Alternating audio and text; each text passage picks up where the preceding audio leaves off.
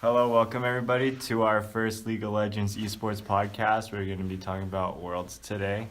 We are done with week 1 and about to enter week 2.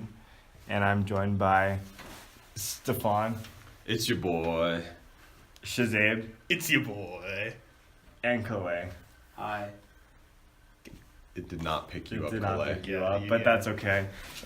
Moving on. So in today's podcast, we're going to be going through all 4 groups of Worlds, going through what we thought went well and what went poorly for each team in each group, and who we predict will get out of each group by the end of the group stage. So let's get started with Group A. Well, First team, SKT. Who didn't expect this? yeah, I mean, it's kind of like, even like they sort of like look weak at the end of LCK. You know, every single World, you can never like doubt SKT. Even like in LCK playoffs, like I don't even know if they were doing pretty good prior to playoffs, but like they always show up when like they need to in these like international events and late stages of competition. The reverse G2, one might say. Yeah. Yeah, I'm not gonna lie. I thought they'd do poorly in the beginning, just because they brought Huni in as their starting top laner, and apparently not. I think Hui is sort of a wild card. Like he can get really ahead, but I think Untara is like a safer pick. So I think they'll probably like take out Untara more so in like the knockout stages rather than the group stages. I think versus like they have a pretty easy group, so I think that's why they're bringing out Huni. But Untara didn't make the trip, right? That's a good point. You know. Okay. So do we think they're staying number 1? For sure. Yeah. More than likely. Are they gonna lose a game though? I honestly don't think they're gonna drop a game in groups. Yeah. I believe C9 can do it. I'm not gonna lie. C9 is looking pretty good right now in their groups. I don't know if it's because of luck or skill. Like, definitely they were placed into a harder group after Pickens. But it's surprising to see them in second place right now. I think if anyone's going to beat SKT, it might be Edward Gaming. Hopefully they fix their mistakes from week 1. Come back week 2 feeling more prepared for the competition. Hopefully, since now they got a taste of what each of their opponents are like, they'll fix up on their mistakes, and hopefully they won't let China down. So, yeah. Yeah, I mean, EDG was pretty inconsistent through the first week. They Yeah, almost I mean, beat SKT. It's kind of surprising because what was it? I think I'm pretty sure LPL playoffs, like EG and RNG were like pretty neck and neck. But then when it comes to group stages, it's just like not even close. Edward Gaming just getting destroyed. 0-3 versus Cloud9, AHQ, and SKT. I mean, I wasn't surprised about SKT, but like Cloud9 and AHQ were like surprises coming in. Because I mean, going in, I think a lot of people had EDG at second in this group just because of the ranking of regions. Yeah, and then so we kind of went through C9 a bit, but what do you guys think's how C9's doing from like play-ins to now? C9 has been performing like really, really well ever since play-ins. Like contracts, that dude has just been popping off the entire freaking time he's been at Worlds. And so hopefully that's going to continue. I have faith that they'll get out of groups. Yeah, but that's always a dangerous thing. Yeah, since CLG is no longer in Worlds this year, we can't have faith. That's not allowed. So maybe we'll actually get to quarterfinals this time. And so C9 pretty much getting out. Is that general consensus? I think so. I mean, EDG, they have to like win every game and have like HQ and C9 lose games to like make it out. So they're like, I'd say eliminated, or most likely not going to make it out. It's between HQ and C9 for the second seed, and I think C9 is going to take it just because they beat AHQ in that head. So if they beat AHQ again, they should move on, I think. I think it's going to come down to this week. If EDG shows up in a big way, then C9's going to have a run for their money, whether or not they actually get out. But other than that, I think they've got it in the bag. Well, C9 has to at least win one game to have that chance, or at least a tiebreaker, I think. Exactly. So they'd Unless- have to. Yeah, unless HQ beats SKT. They'd have to drop the ball pretty hard. But I mean, we've seen it done before. Exactly. So EDG out, they're done. Do you think they're gonna win a game? I think they could. Definitely will. I think they'll beat C9 potentially. Like I said, I think EDG just had a rough first week. They're not known for like having very poor gameplay. I think they'll come back this next week, probably clap Jensen in the mid lane, and then they'll probably beat AHQ. I doubt anyone will beat SKT in groups. So yeah, their chances for playoffs aren't looking too hot, but I definitely think they'll win 2 games. Okay, let me propose this question: is SKT ever? Are they gonna lose a game this like Worlds? At Worlds? Yes. Well, yeah. Yeah, 100%. Because I mean, even if we get like the assumption that it's SKT versus Longzhu in like the finals, the LCK finals were SKT Longzhu. What was the score? Was it 3-2? I think it was 3-0. Oh, no, yeah, that was the 3-0. Yeah, it was, So yeah, like Longzhu just like showed up SKT. That being said, I still think SKT has a possibility of winning just because they have that world experience. They're definitely going to start dropping games in quarters, though. Yeah. Like, it's not fair to say that they're going to go undefeated. Especially since they didn't even win Korean first seed. I mean, might be controversial, but honestly, is SKT even the best team here at Worlds? I feel like Longzhu and RNG are definitely going to give them a run for their money. Mm-hmm. Yeah. Definitely Longzhu. Alright, so pretty much done with Group A. Let's move on to Group B. So So we're starting off with Longzhu Gaming, 3-0. Do you guys see any weaknesses in that team, or? All I see is Khan. Khan is everywhere in my dreams now. That man. Yeah, like honestly, it's because he's put so much pressure on top laners, and like it's not only like he plays like super aggressive stuff. Like that's his like niche, but he can also like play tanks and like actually like play like a normal top laner would. But when he's like given the opportunity to like snowball, he really just styled on Flame, who's a good top laner. And then like Soaz literally no chance. Literally beat him with a dog champion. He picked Nasus and just like never before seen 20-minute game. Like that's just disrespectful. not even. I mean, it's a good strategy. Nasus is good, but Okay, but I mean, a top laner from last year, like Smeb, kind of was seen as the best player going in, and then Faker like crapped on him. So I think they learned the lesson this year because they're like saying, even though Khan is like, people are saying he's the best player in the world, the like eSports, like the whole eSports power ranking still puts Faker above. Because last time they doubted Faker, he came back for revenge, right? And I think like, I think the meta might be a little bit different. I mean, I'm not sure how much impact a mid laner versus a top laner can make, but I feel like if a top laner can get ahead, like Khan, especially like an aggressive champion, and he can like assassinate an AD carry, like on his Jarvan or something, it's hard to beat that. Yeah, I think Faker really has the meta stacked against him this time. Like you can only be like so mechanically skilled to the point like if all your if top and bot are like losing already, doesn't matter if you're the best player or you're 5-0. Yeah, like, it's not like it's season 3 where like if mid lane was like ahead, it's over because like they just snowball and like destroy everyone. Mid lane's more like DPS mages now, and it's like you can't like it's more consistent damage. You can't really catch as many people out except maybe with like Syndra, but like it's hard to play Syndra when then team has like Lulu with Ardent Sensor and Ult and Aegis and everything.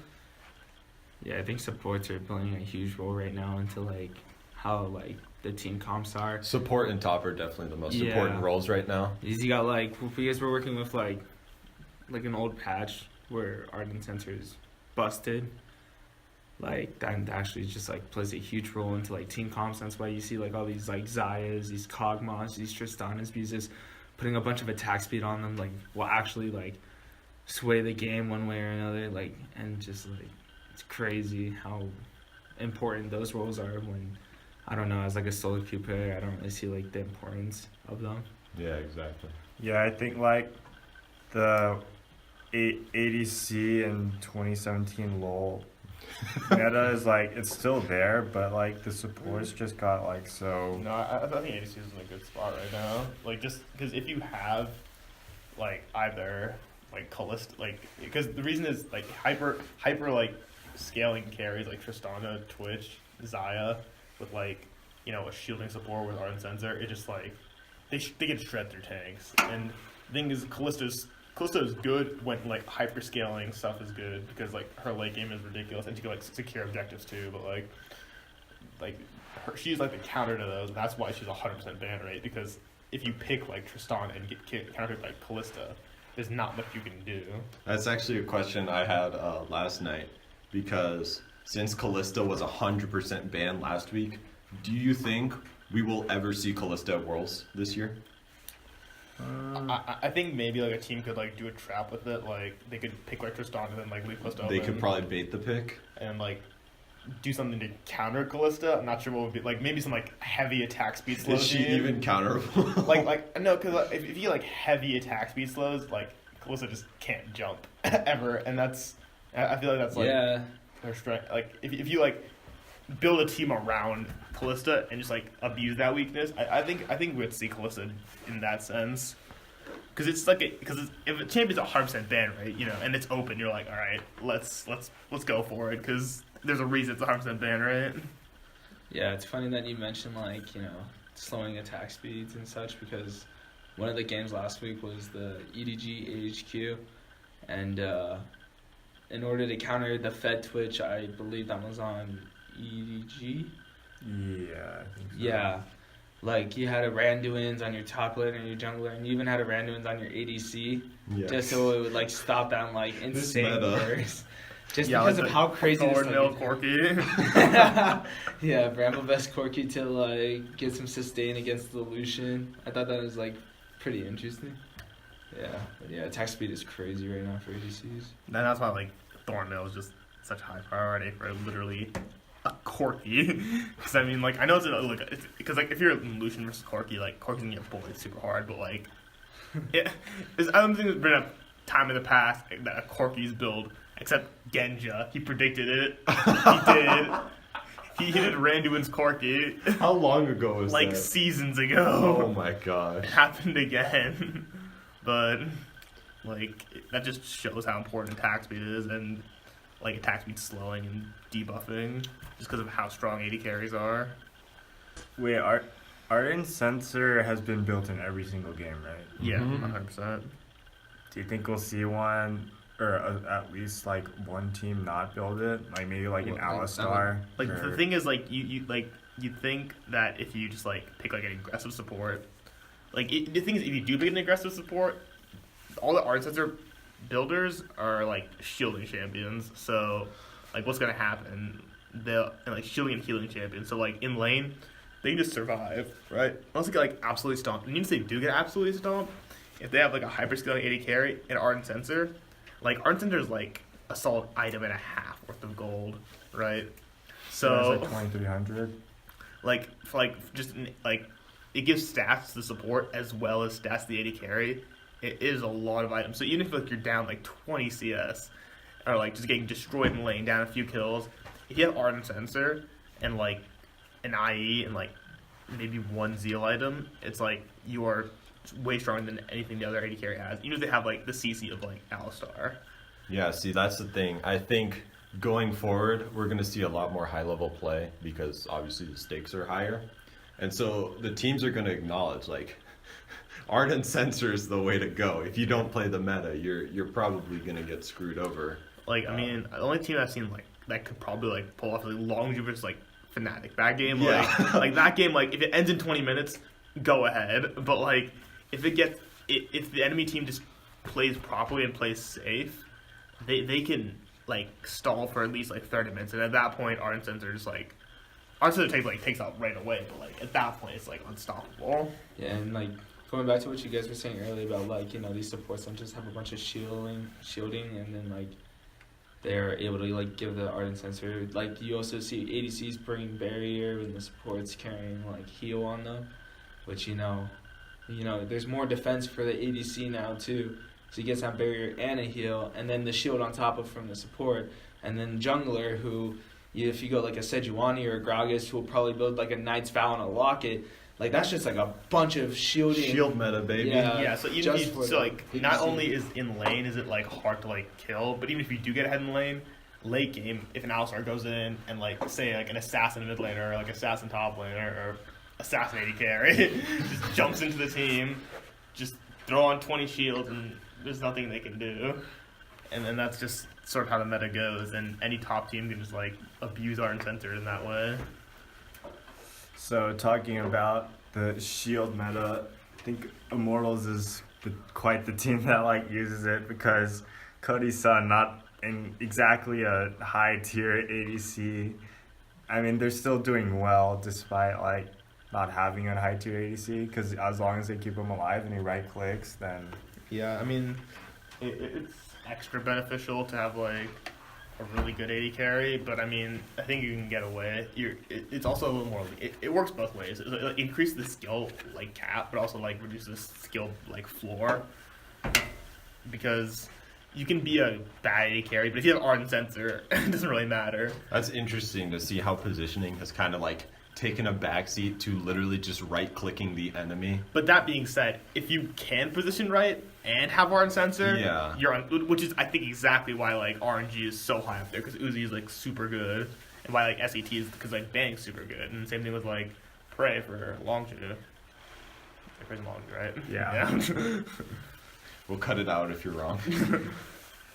So, do we think Immortals can get out? I'd say so. I mean, I think just in general, coming to the tournament, NA has been a lot stronger than EU, except for TSM, rest in peace. Pray But- for TSM. But, like, just other than that, like, Gigabyte Marines only took a game off Fnatic, and, like, Immortals pretty, like, I think just because they like their top lane and jungle synergy is just way too good to, like, really, like, stop them versus, like, a weaker team like Gigabyte Marines and Fnatic. Like, I can see, like, how they would struggle in, like, the knockout stage and quarters. But, like, their group is actually, like, pretty easy. Like, coming in, we were kind of, like, worried because Fnatic's good and, like, Gigabyte Marines is, like, a good wild card. But, like, I think Immortals can, like, is definitely contender for second seed. Okay. So, moving on to the Gigabyte Marines, the one true hope for wildcard teams.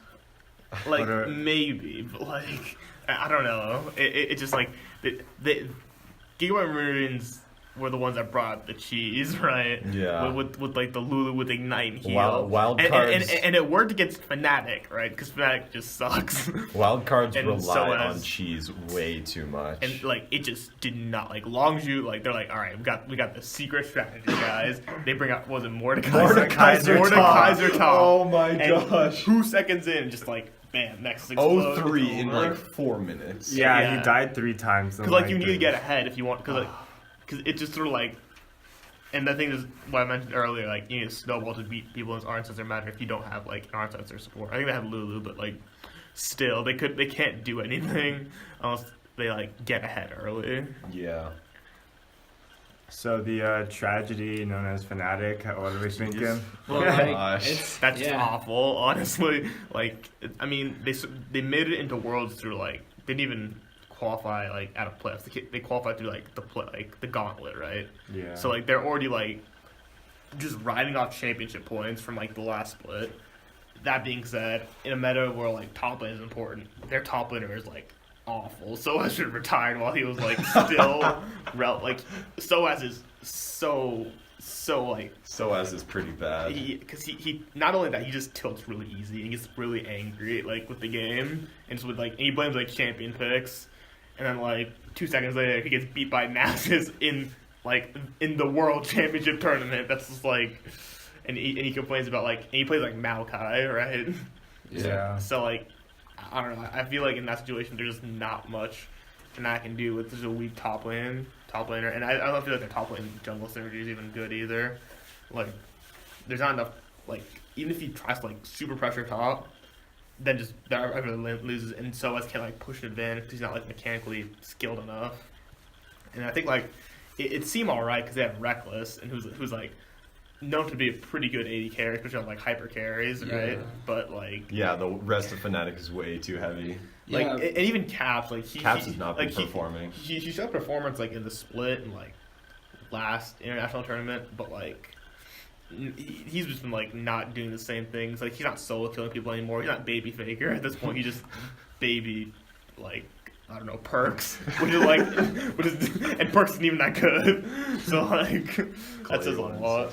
Yeah, so like I just think it's kind of like unfortunate because usually in like in internationals worlds you'll see like one European team make it all the way to semis, and I personally thought it was gonna be Fnatic. You know, you got like 2 returning veterans from last year, like Soas and Reckless, and then like, you know, everyone had their high hopes of Caps doing.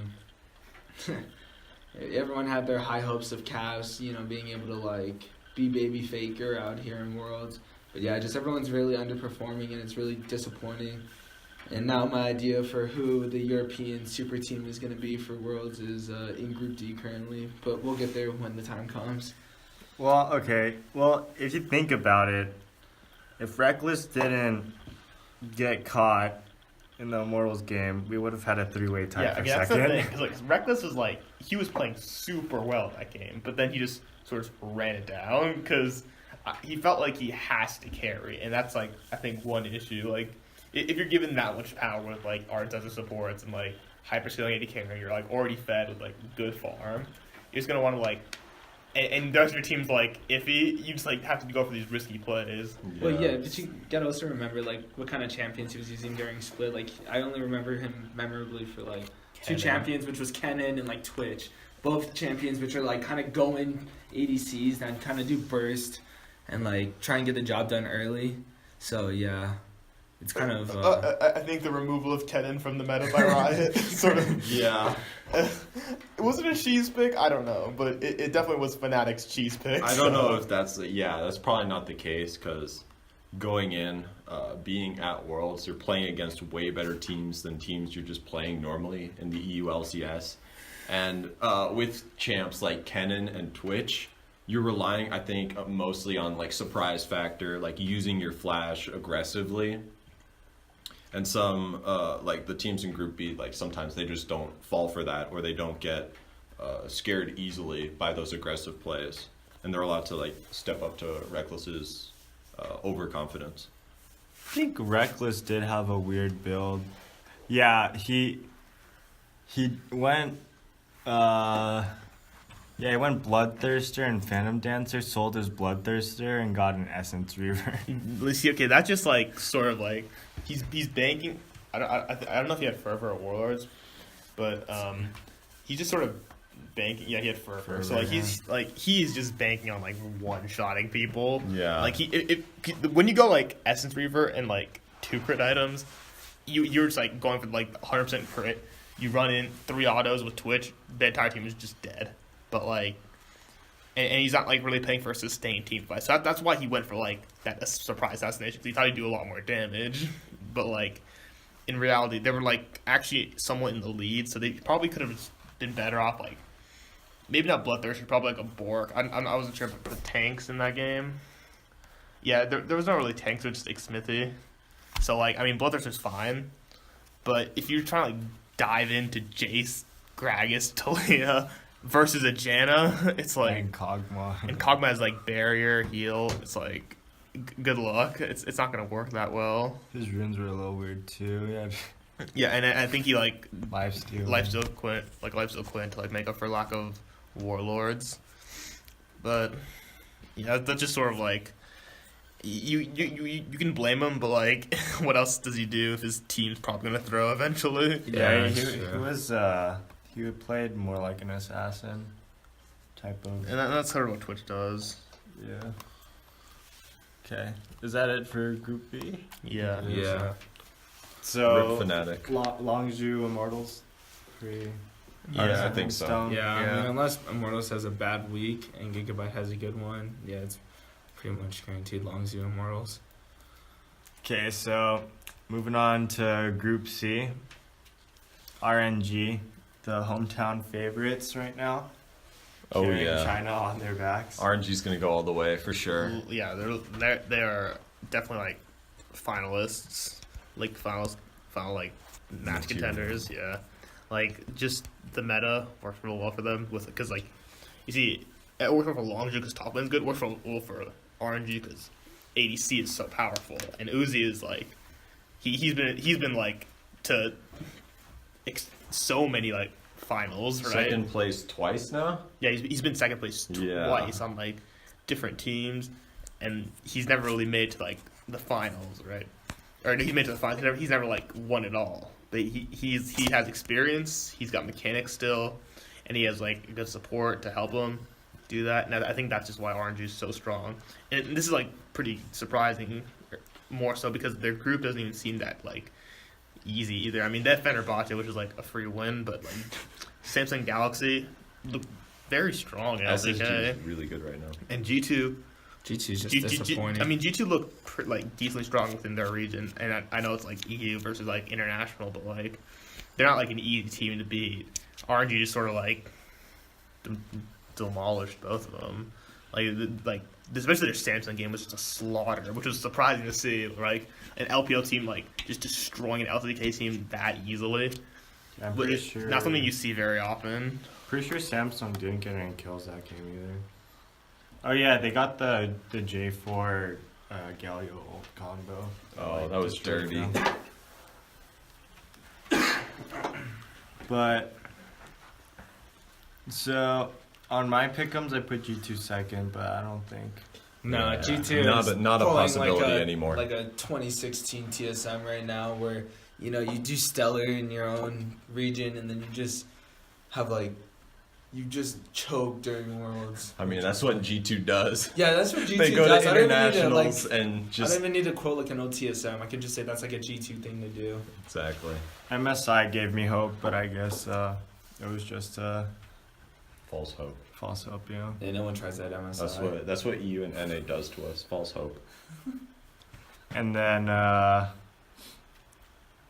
do we think Samsung Galaxy is gonna reach finals again? I mean, they did look pretty good early in the season. So I think probably the star is Cuvée still, because Crown is like, he's all right. He's not Yeah, as good. I mean, he's not as good as last year. But Cuvée last year at Worlds, this guy was the best top laner in the world, no doubt. Like his poppy was something to remember. That guy was performing every single game at Worlds, especially in the finals, popping off every game. And I sort of like I think the reason Crown isn't like doing as well as he used to is because Victor's out of meta, and Victor is just like Crown's Victor is probably like Crown's Victor. the scariest thing, like scarier than playing as Faker. I'm pretty sure. Like it's sort of like I don't know who he's like Aurelian Soul, except like Korean. So like I think just Victor being out of the meta. But that being said, he's still a really good mid laner, and I think Victor could still see some play.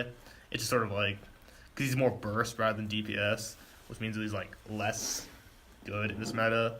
I mean, Yeah. Syndra's burst too, but she has like consistent damage as well.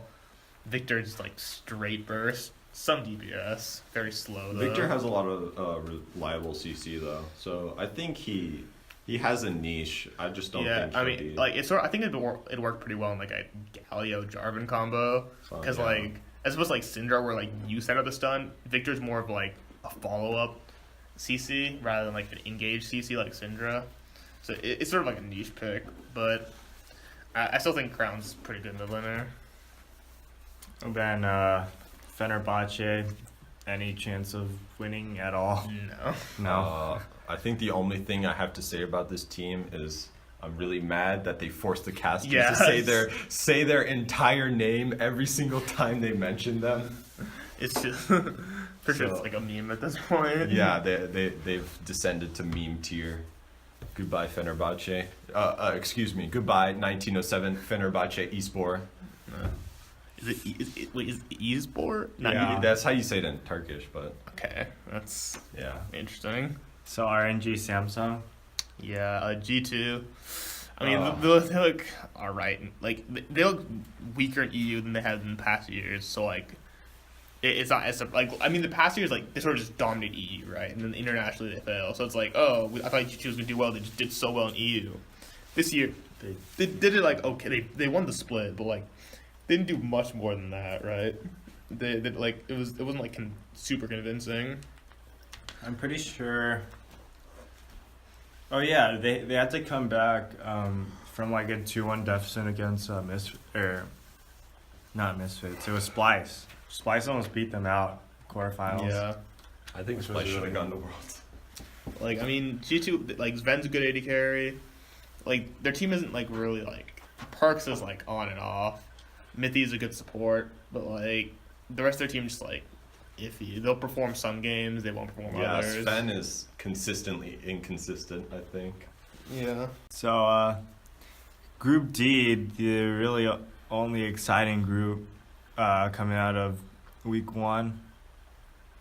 We have a 3-way tie for first, and then Flash Wolves at the bottom. Oh But this one could go many ways. Yeah. So, like, you know, right now I'm thinking that maybe Misfits is going to be the European powerhouse and will make it pretty far in Worlds, because usually one European does. Last year it was HCK, years before it was like Fnatic or Origin when they were good. Origin. I know, Throwback. Throwback. But yeah, so right now it's looking like Misfits might be that European powerhouse. TSM, I mean, they've been looking all right in most of their games. It's usually the early game that's rough for them. Come late game, they usually play a lot better. Their macros pretty well, but yeah, like usually you'll see like Svenskeren has died for first blood, and it's like, well, you're putting at a disadvantage right now. I think we could honestly dedicate an entire podcast to Svenskeren. This guy. Like Just it's hard to everything. see because like their Hanser has just been like doing so well this tournament. Doublelift had his game against Memphis was weak, but I think his other games have been good. Bjergsen's been consistent as well. It's just like we notice him less because like he's always been consistent. Exactly. But like Bjergsen and Hanser have been playing very well. Doublelift little inconsistent. That Memphis game was very cocky, like Kog'Maw with Cole, and he's playing super aggressively into Xayah just to like try to win lane. That just backfired super badly. Like, I think TSM is definitely my pick for first seed, even after that Misfits game. Like, because even after that huge like disadvantage early in the game, they were still like almost making it back. It was just like some poor late game decision making with the Baron call. That was a little bit too greedy, but I still think TSM's gonna pull through.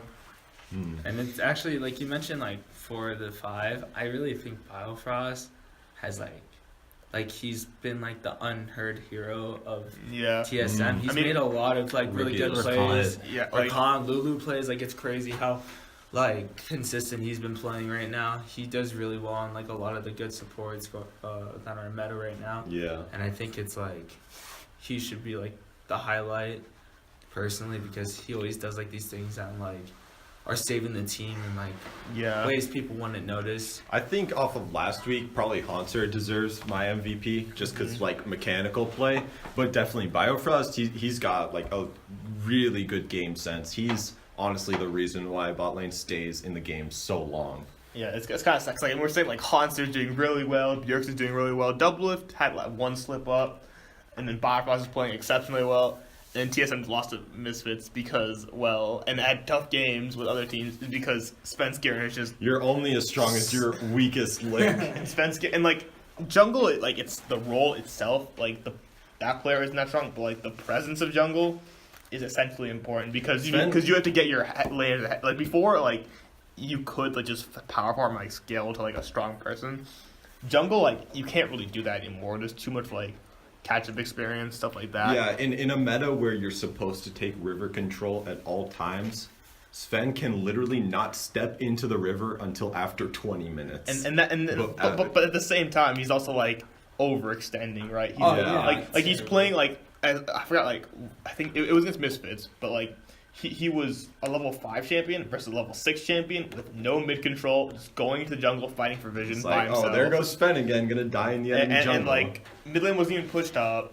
Like he's level 5 to level 6. Yeah, most like times you'll see literally Sven nothing. scaring dire in like rivers or enemy jungles, you know.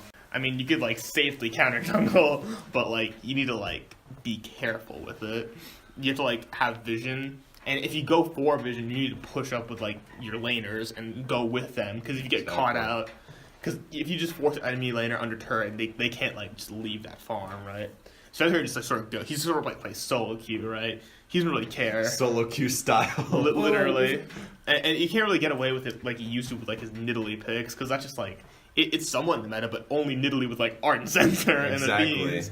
Yeah, and like his other meta pick like was like Lee Sin, which was really good on him. And like, Lee Sin just doesn't exist in this meta. It like he wouldn't be a bad champion in a vacuum, but like versus like trying to do anything with Lee Sin versus all those shield and tanks, like good luck. It's not gonna happen. So like he has to play tanks, but he's not really embracing the role of like getting vision, getting your laners ahead instead of like getting yourself ahead. Mechanically, his Gragas is alright. His Yeah. Gragas and Sejuani, they're like not bad. He just does not know how to use the trinket key and the control ward key.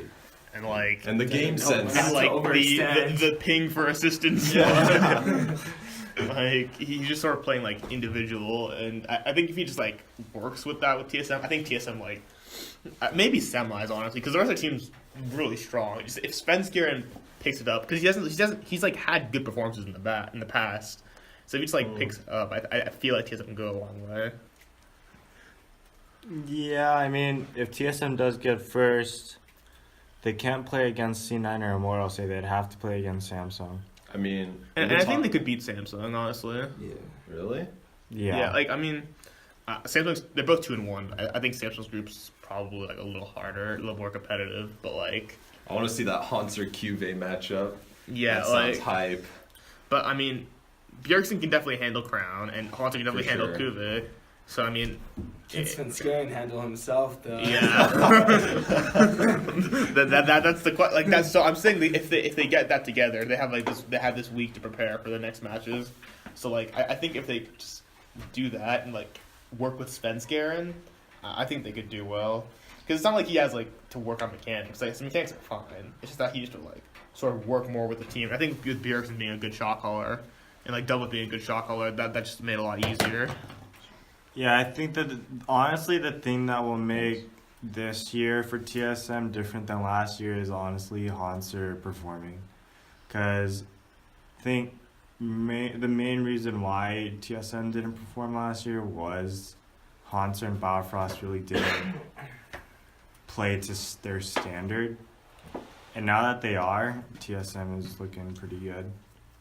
Just one unlucky mistake versus Misfits, but Yeah.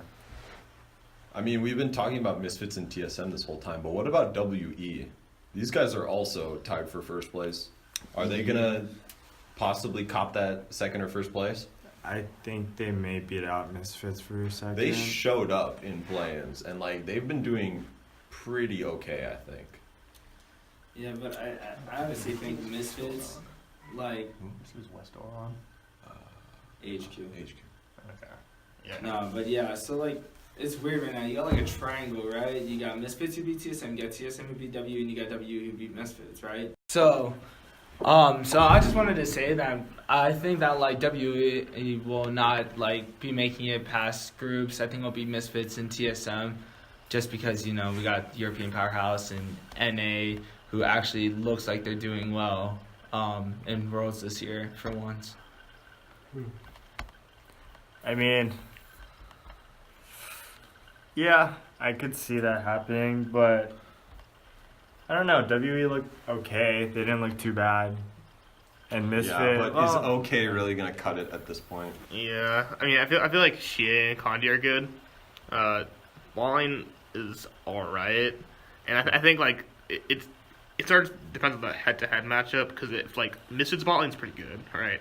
Hansam's a strong AD carry, and like the support's good as well. So like versus like WE, whose like emphasis is on Mid and jungle. Mid and jungle.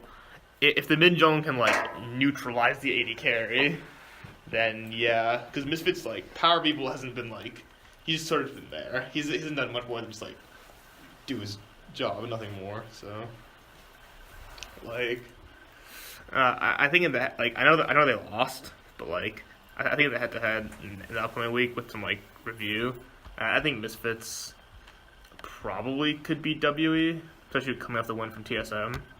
And also, I think TSM could beat WE again, just because. Who won the first time around? I forgot.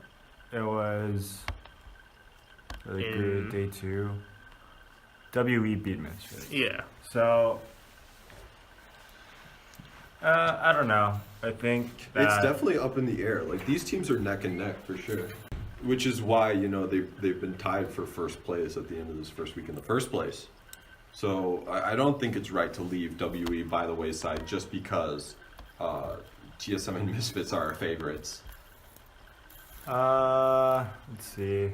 We should talk about the Flash Wolves right now. And No, we don't need just to. how Just because it's okay. I think the reason they lose, there's no Koreans in their group, so they can't just auto win versus them. yeah, the Korean killer doesn't work when there's no Koreans. So like they're just gonna auto like. I mean, it was surprising. I thought Flash was gonna be like. I think it was gonna be like a group of death kind of with like all teams feeling like pretty good, but like with Flash was just like failing so terribly, like versus every single team. Like they've had close games, but like just couldn't close out. So like, I don't know. It's. Rip Flash Wolves. I don't think they're gonna be able to like make comeback. I mean, they should have beat TSM to be honest, but Their players It just just like went back and individually. Yeah, it's just I think it's individual failure. Yeah, it's sort of weird to see them like contend with SKT in a few games and then just like go 0-3 in a group with like an NA, EU, and like Chinese team. well, I mean, bringing back the MSF WE second place thing, WE did beat them 9-0 in the first game, and ZA went 7-0 on LeBlanc, but I don't know. Misfits found more of a footing through the week. They kind of found their identity as a. Yeah, I mean they're not like an Respect experienced veteran team really in the world stage, so Yeah, they were. I think it's getting used to it. Probably accounted for a fair amount of it, but I think my personal picks for top 2 as a biased Western player, TSM first, Misfits second. I'd also go TSM first. I'm gonna go WE second, possibly Misfits, but yeah, I'm staying with WE. These guys are good. Yeah, I think I'm gonna put WE second, but Flash Wolves still could Misfits have. first. Let's put in Flash Wolves first and TSM fourth. Flash Wolves could ruin some people's dreams. No way. Well, they haven't really shown it yet, but like It would take for them to show up like really really big. yeah, like I mean, TSM can still choke. I mean, they have Yeah, they can. We just don't want to historical accept evidence of doing it in the past. I mean, it's only week 1. They have 2 wins, cool, but like there's still another week ahead of them. They could easily lose 3 games in a row, and then just not even make it, which would be sad. That's a possibility. So I guess we're done for Group D. Yeah, I mean, Toss it's- up. Yeah, W and Misfits for second. TSM, I think, is my choice for first. I think they're set for first, honestly. Yeah, they're on the right track.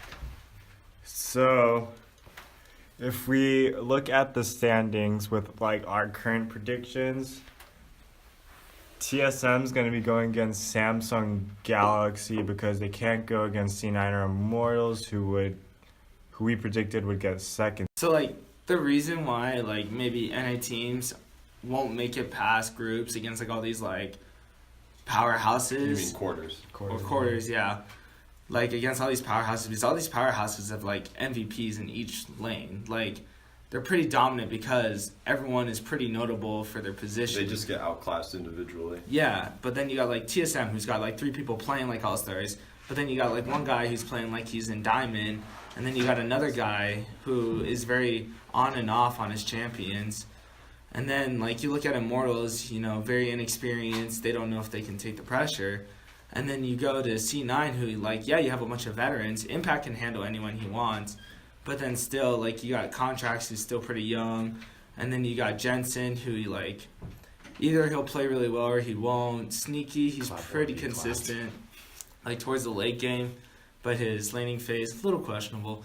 And then you got Smoothie, who, you know, he does a good job. He's really good. Yeah, he does.